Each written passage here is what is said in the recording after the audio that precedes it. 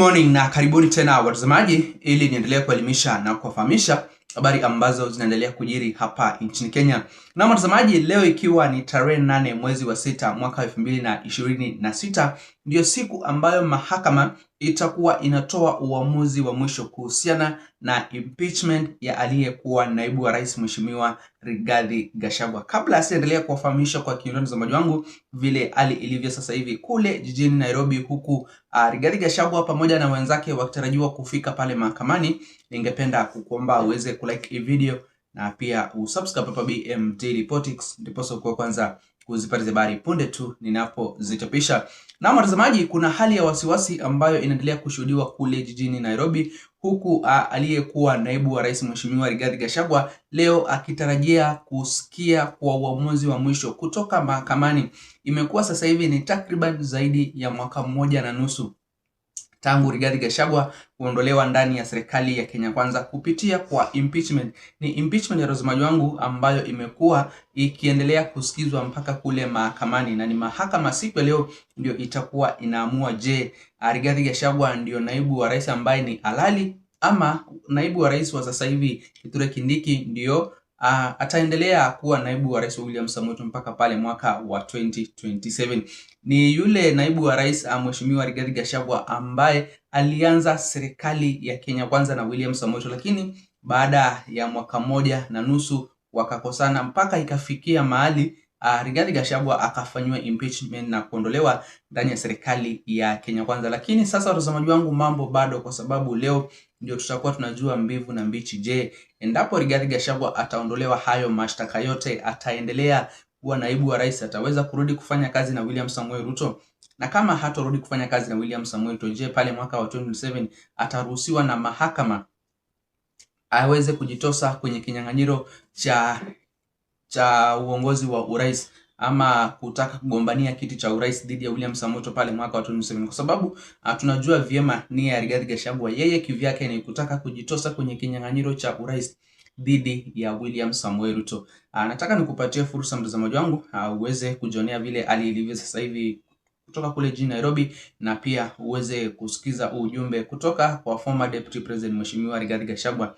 Je, akona matumaini gani? Ni lipi ambalo analitarajia kutoka mahakamani siku ya leo? Je, mahakama itatoa maamuzi ikiegemea kwa upande wake, uamuzi ambao ni halali, ama itatoa maamuzi dhidi yake na kuhakikisha kwamba sasa yeye ni officially impeached na hatakuwa anaruhusiwa kugombania kiti chochote cha kisiasa kama tu vile ambavyo katiba yetu inaruhusu? Watazamaji wangu, mtu kiongozi akikuwa impeached hawezi kung'ang'ania nafasi yote ya kisiasa, ikuwe ni MCA, governor, hata mpaka kwenye urais.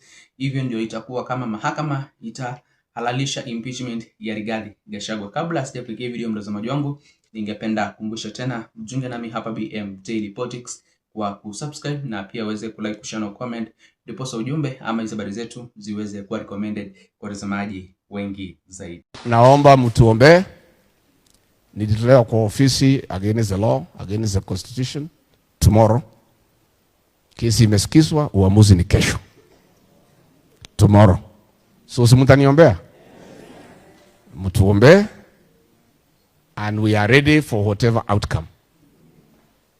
If the 3 judges rule that we were treated unfairly and against the law and the constitution, and lift the impeachment and let us be, we shall be grateful to God, and we shall be very grateful that there is a justice system in Kenya that works. I have confidence that our judiciary is independent, is impartial, and will give justice to Rigathi Gachagua and millions of his supporters across the country. If the ruling goes the other way, it is still okay. We'll still have an opportunity to go to the Court of Appeal and follow the legal remedies that has been provided by the Constitution. I want to urge my supporters across the country, irrespective of the outcome, to remain calm and peaceful. Rigathi Gachagua is a very peaceful person, and I want to ask our supporters to be peaceful and calm. You know, when I was removed from office, the people who removed me were laughing that Rigathi has been removed and his supporters are saying nothing. It is me who told them say nothing. Ukikasirika, unyamaze, uimbe, just sing. And I ask my supporters to suppress their anger, because we are peaceful people and we believe in doing things peacefully. I want to ask our supporters who are angry with what is happening in Kenya not to do anything that is violent, anything that is against the law. I ask them to suppress their anger, but keep it. Next year, they'll have an opportunity on the 10th of August to express their anger at the ballot box. That is where anger should be expressed and nowhere else. If we win, we thank God. If we don't, we still thank God for his mercy and his greatness. This country is bigger than any one of us, and we need a peaceful country, and life must go on irrespective of injustices that has been meted against many people, irrespective of the suffering that Kenyans are undergoing. Tuombe Mungu atatusaidia, tuvumilie, iko shida ya healthcare, ya masomo, insecurity, like tuvumilie. Mungu atatuonekania na mambo yetu itakuwa sawa sawa.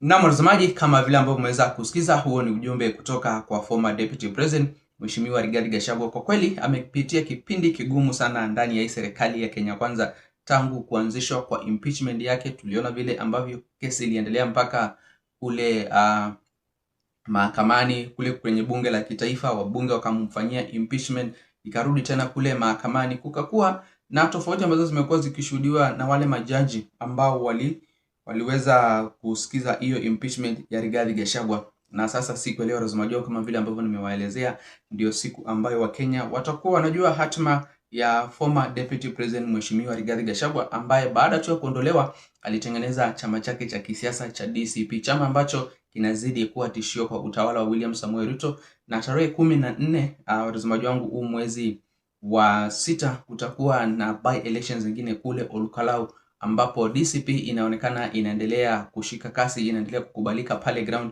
na watu wako na matumaini makubwa ya kwamba kwa mara nyingine pale DCP huenda ikajinyakulia nafasi ya ubunge, na ndio itakuwa mara ya kwanza kabisa chama kidogo cha DCP chini ya Rigathi Gachagua kupata nafasi ya ubunge. Lakini kwa upande mwingine, watazamaji wangu, nayo UDA inazidi kutuma viongozi wengi pale ground ili kuendelea kuongea na wananchi na kuwafanyia maendeleo, ama kufanya mambo ambayo yatawafanya wao waweze kuchagua kiongozi ama mbunge wa Olkalau kutoka kwenye upande wa UDA. Mengi nitakuwa nazidi kuwafahamisha watazamaji wangu kutoka kule mahakamani siku ya leo. Je, ni uamuzi gani ambao utakuwa unatolewa? Na wewe mtazamaji wangu, unaona kweli Rigathi Gachagua ataweza kuponea maamuzi ya mahakama siku ya leo? Ni maamuzi ambayo yatatolewa kumruhusu yeye aweze kujitosa kwenye ulingo wa kisiasa pale mwaka wa 2027 kama mgombea wa kiti cha urais, ama juhudi zake huenda zikazimwa siku ya leo na kutomwezesha kabisa asije akashiriki kwenye kiti chochote cha kisiasa hapa nchini Kenya baada